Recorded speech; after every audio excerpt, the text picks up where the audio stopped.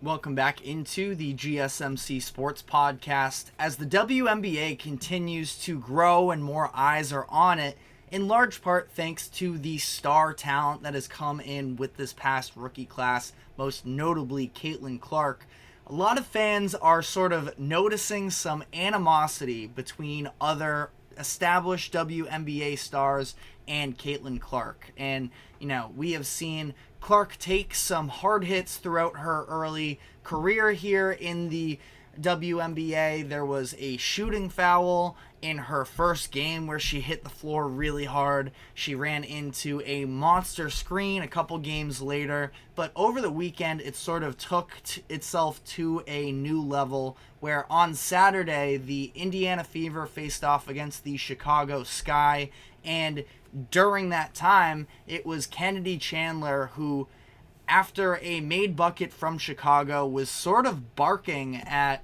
Caitlin Clark and then ran up to her. Looked like it, we have all types of professional lip readers on the internet. Looked like B word might have been thrown in there, and then body checked her to the floor. And this was just on, an inbounds play right before the end of the third quarter. And it was definitely, a lot of animosity on that play. And it was initially ruled a common foul. Caitlin Clark asked the refs to go back and look at it. They didn't necessarily in the moment, but the league did go back and review it, and they called it a flagrant foul. For Clark, I think that it was, for her, she has been very professional through the start, and again, it's a little bit of a debate as to whether or not there is a target on her back. We have some comments from Becky Hammon that sort of go against that idea. But, regardless, through all the physicality and everything, Clark has made sure that she hasn't necessarily painted a bigger target and, again, has been, pretty classy throughout. She gave a quote in this game in reference to Chandler's hit. Quote, "I wasn't expecting it. It is what it is. It's a physical game." Just sort of not making any sort of a bigger deal out of it, which from her perspective is probably a good thing because, and that'll sort of keep, as it comes into this conversation, the Fever have just done a horrendous job of actually protecting her. And I think that it's ridiculous to see, Chandler come out and wreck her. Aaliyah Boston, who was the number 1 overall pick for the Fever last season, she won Rookie of the Year. The Fever have struggled for the most part. They end up winning this game, actually, for their second win of the season, I believe, second or third. And, they're supposed to be the future of this team that is absolutely, rebuilding at this point. And Boston just sort of casually walked over to her and helped her up, but just no sense of urgency whatsoever. Meanwhile, you see the quarter end up expiring, and when Chandler's running back to the bench, Angel Reese comes onto the court to greet her with this big hug for laying down what was a cheap shot. And again, that's a whole different conversation, and it goes far beyond just Boston in terms of who should be stepping up for her. I don't think that we're ever necessarily, who knows ever, but if we're seeing the goon role sort of be taken out of the NHL to some degree, I can't imagine we're going to see, that true enforcer type in the WNBA. But it's just about pride. Somebody on your team has to step up, and nobody has yet. And I find that incredibly weird. Listen, there are a lot of strange sort of underlying conversations that go along with Caitlin Clark coming into the WNBA that can be a little bit uncomfortable. But at the same time, once you're in those lines of the court, you got to have your teammates back. And unless we find out something in the near future about how Clark isn't a good teammate, I kind of find that hard to believe. So Fever, Matt Barnes went out and said that they should be ashamed, I think is the word to use. It's pretty accurate. But, ultimately, I think that just to sort of wrap up at least this specific situation between Chandler and Clark, Chandler, who, let's face it, the majority of people in the country had no idea who she was until this instance, which is, sort of a statement of we need more attention around the WNBA, and it's definitely coming this year and will be for the time to be. But it's because she gets into it with Clark, who is sort of, LeBron himself said it. She is the reason, to some degree, why all of these people are going to start tuning into WNBA games. And it's why when the Fever go on the road, these, hosting cities are putting the teams in bigger arenas because they know that they can more likely sell them out. So there is no denying the impact that Caitlin Clark is going to have on the WNBA. And Chandler has to know this, even though she continued to sort of, continue on this conversation where she came into the press conference afterwards and she said she wasn't going to answer any questions about Caitlin Clark. But then multiple times over the next couple days, she's on social media interacting to Caitlin Clark content where she was reposting tweets about how she supposedly owns Caitlin Clark. And there was even a clip that was put out there that Chandler reposted, and it was questioning whether or not Caitlin Clark flopped on it. You may have seen there was a box out play between her and Angel Reese, and Angel sort of came with an elbow. It was pretty light, though. Ultimately, I think it very well could have been a flop. But if you're Chandler, what are you doing reposting that?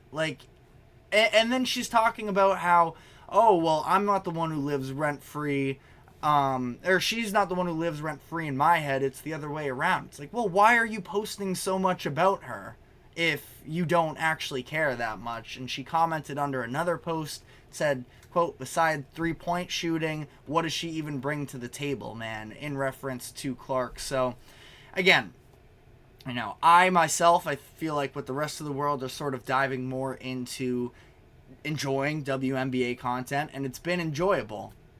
I don't like Chandler. I'm just, and that's almost a good sign for the WNBA that we are getting some villains popping up. And, every good league has a villain. So if that's what Chandler wants to sort of establish herself as, go for it.